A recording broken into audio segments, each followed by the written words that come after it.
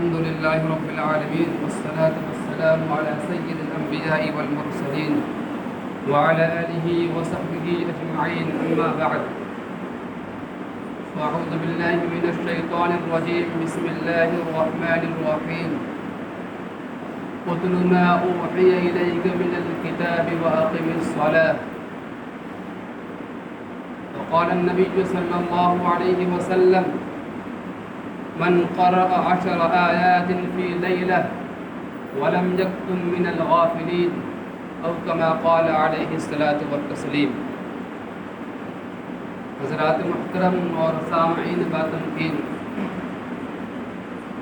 اللہ رب العزت کا عظیم احسان ہے کہ حق جل مجدہ نے مجھے اور آپ کو یعنی مسلمانوں کو قرآن جیسی ایک عظیم کتاب عنایت کی ہے، جس کا کوئی مثال نہیں ہے، جس کی کوئی نظیر نہیں ہے.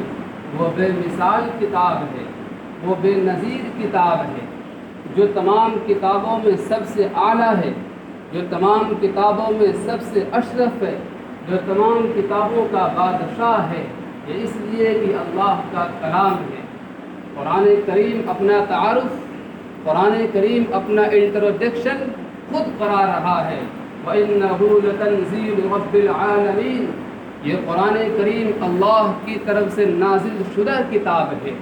یہ کسی انسان کی کتاب نہیں، یہ کسی جنات کی کتاب نہیں، یہ کسی فرشتے کی کتاب نہیں، بلکہ اس کو نازل کرنے والا خود اللہ رب العزت ہے، خود اللہ رب العزت ہے. وَإِنَّهُ لَتَنزِيلُ رَبِّ الْعَالَمِينَ نَزَلَ بِهِ الرُّوحُ الْأَمِينُ. یہ قرآن دنیا کے اندر کیسے آیا ہے؟ اللہ کہہ رہا ہے اس قرآن کو لانے والا روح الامین ہے، یعنی حضرت جبریل علیہ السلام اللہ کے پاس سے لے کر آ رہے ہیں. اور یہ قرآن کہاں آیا اور یہ قرآن کہاں اترا ہے؟ اس کو قرآن کہہ رہا ہے علی قلبک. آپ علیہ السلام کے دل مبارک پر، آپ علیہ السلام کے قلب اطہر پر اس قرآن کو نازل کیا گیا. اس قرآن کو کیوں نازل کیا گیا؟ لِتَكُونَ مِنَ الْمُنذِرِينَ. یہ اس لیے نازل کیا گیا. اس کا مقصد کیا ہے؟ اس کا ہدف کیا ہے قرآن کو نازل کرنے کا؟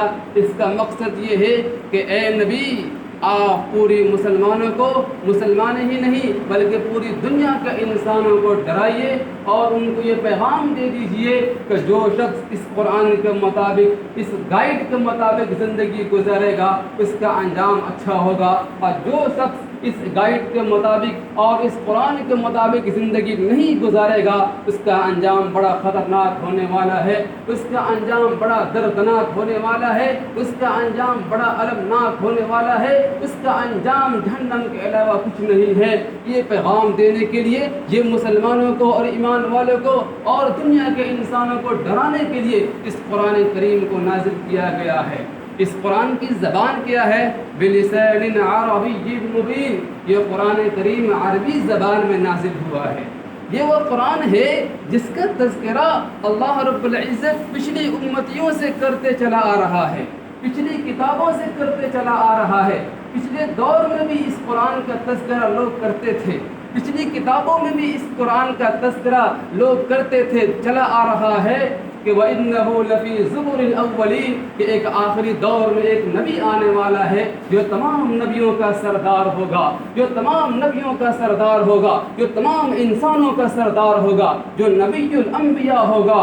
اور اس پر اللہ رب العزت ایک کتاب اتاریں گے جس کو قرآن کہتے ہیں، جو تمام کتابوں کا سردار ہوگا، جو سب سے اعلیٰ ہوگا، جو تمام کتابوں میں سب سے اشرف ہوگا، جو تمام کتابوں میں سب سے افضل ہوگا، جو تمام کتابوں کا سردار ہوگا.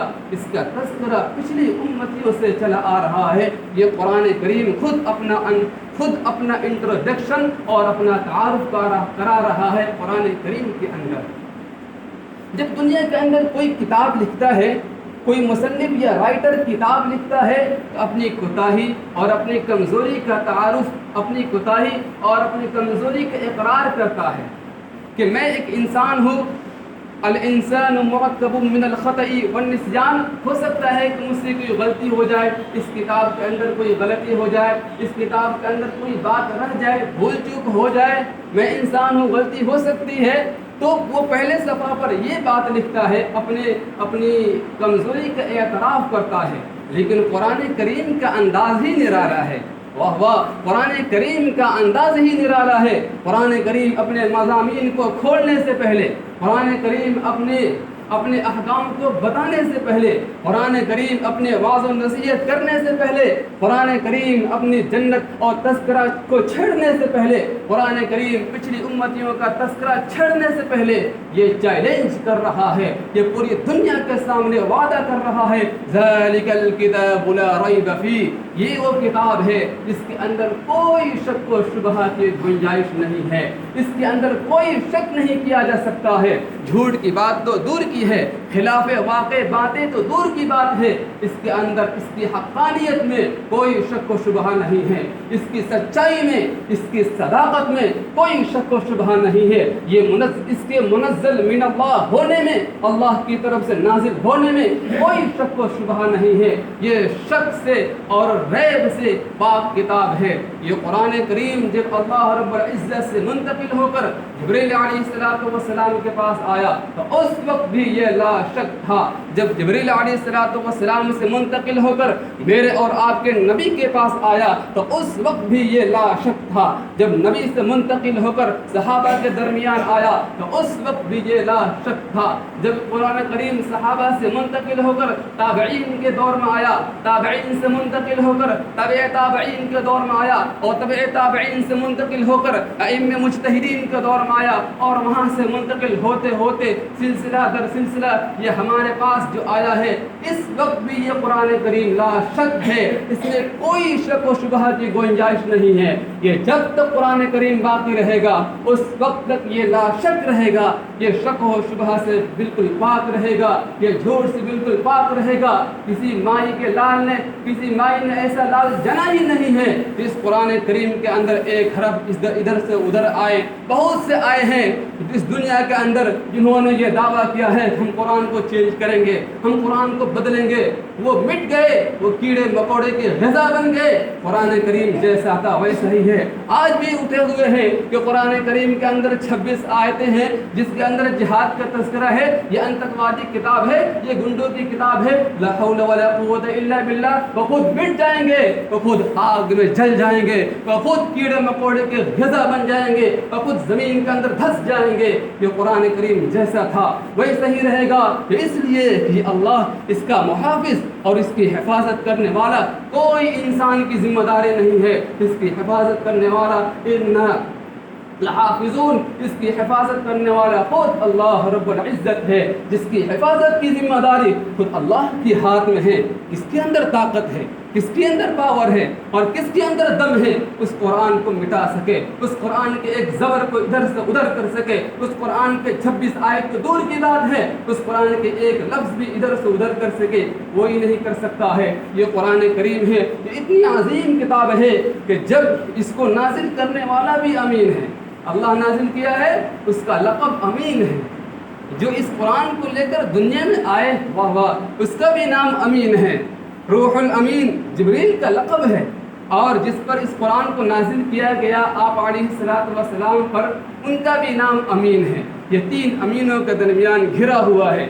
جو اس قرآن کو لے کر آیا ہے تو اللہ نے اس کو فرشتوں کا سردار بنا دیا، اور جس پر اس قرآن کو اتارا گیا ہے اس کو تمام انسانوں کا سردار بنا دیا گیا، اور جس مہینے میں اس قرآن کو اتارا گیا یعنی رمضان کے مہینے میں، اس رمضان کو تمام مہینے کا سردار بنا دیا گیا، اور جس رات میں اس قرآن کو اتارا گیا یعنی لیلۃ القدر میں، اس رات کو 1000 راتوں سے افضل قرار دے دیا گیا، اور جس دور میں، جس زمانے میں یعنی نبی کے زمانے میں اس قرآن کو اتارا گیا، وہ دور، وہ زمانہ تمام زمانے سے بہتر قرار دے دیا گیا، اور تمام دور سے بہتر قرار دے دیا گیا۔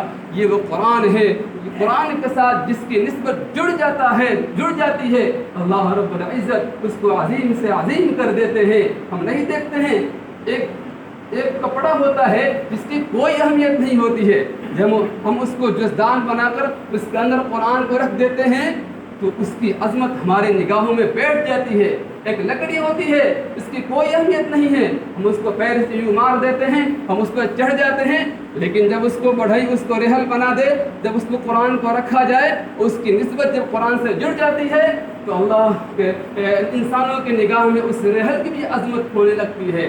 قرآن کریم کی نسبت جس سے جڑتی ہے، اللہ رب العزت اس کو عظیم بنا دیتا ہے، اللہ اس کو چمکا دیتا ہے، اللہ اس کو کامیاب کر دیتا ہے۔ لیکن افسوس ہے آج ہمارے معاشرے کے اندر سے قرآن کی تلاوت اٹھی جا رہی ہے، ہمارے اندر سے قرآن کی تلاوت کے رواج ختم ہوتا چلا جا رہا ہے۔ ایک زمانہ تھا، ایک دور تھا مسلمانوں کا جو جس کو ذرّی بات کہہ سکتے ہیں، ایک دور تھا کہ جب کوئی گزرتا تھا صبح نماز کے بعد تو سورہ یاسین کی تلاوت سننے کو ملتی تھی، سورہ رحمان کی تلاوت سننے کو ملتی تھی، لیکن آج کسی مسلمان کے دروازے سے گزریے تو بالکل سناٹا چھایا ہوا ہے، بالکل سناٹا چھایا ہوا ہے، کوئی قرآن کی تلاوت کرنے کو تیار نہیں ہے۔ ہفتہ گزر جاتا ہے، مہینہ گزر جاتا ہے، اور سال گزر جاتا ہے، ہم قرآن کو نہیں کھولتے ہیں۔ یہ ہمارے لیے بہت بڑی بدنصیبی ہے، یہ ہمارے لیے بہت بڑی بدنصیبی ہے کہ جس قوم کے اندر قرآن جیسا نغمہ ہو